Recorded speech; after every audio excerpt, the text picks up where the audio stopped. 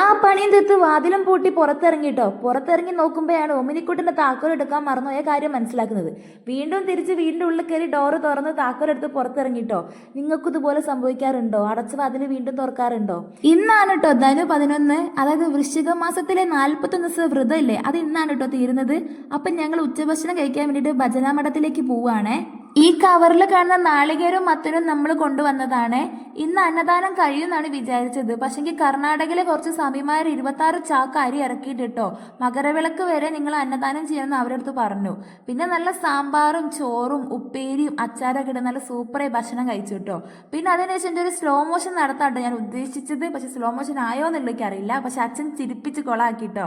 പിന്നെ അതിനുശേഷം അമ്മയ്ക്ക് കുടുംബശ്രീയിൽ ന്യൂ ഇയർ ഫ്രണ്ടിനെ കിട്ടിയിട്ടുണ്ട്. അപ്പം ഞങ്ങൾ ഗിഫ്റ്റ് മേടിക്കാൻ പോയതാണ്. നല്ലൊരു ഉപകാരപ്രദമായ ഒരു ഗിഫ്റ്റ് ഒക്കെ മേടിച്ചിട്ടോ. പിന്നെ അത് ഗിഫ്റ്റ് പേപ്പറിലൊക്കെ പൊതിഞ്ഞ് സുന്ദരക്കുട്ടപ്പനാക്കി. പിന്നെ വീട്ടിലേക്ക് പോകുന്ന വഴി ക്യാരറ്റ്, പയറ്, വെണ്ട അങ്ങനത്തെ കുറേ പച്ചക്കറികളൊക്കെ വാങ്ങിട്ടോ. പിന്നെ ലാസ്റ്റ് അച്ഛൻ്റെ ഒരു വെള്ളരിയും മത്തനും കയ്യിൽ എടുത്തു തന്നിട്ടോ.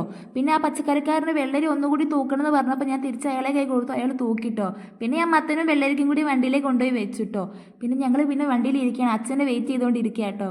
പിന്നെ അമ്മ ഭയങ്കര സന്തോഷത്തിലുണ്ട്. ന്യൂ ഇയർ ഫ്രണ്ട് ഉണ്ട്, ന്യൂ ഇയർ ഫ്രണ്ടിലുള്ള ഗിഫ്റ്റ് മേടിച്ചു. അമ്മ സന്തോഷത്തിലും. അപ്പം ടാറ്റാ.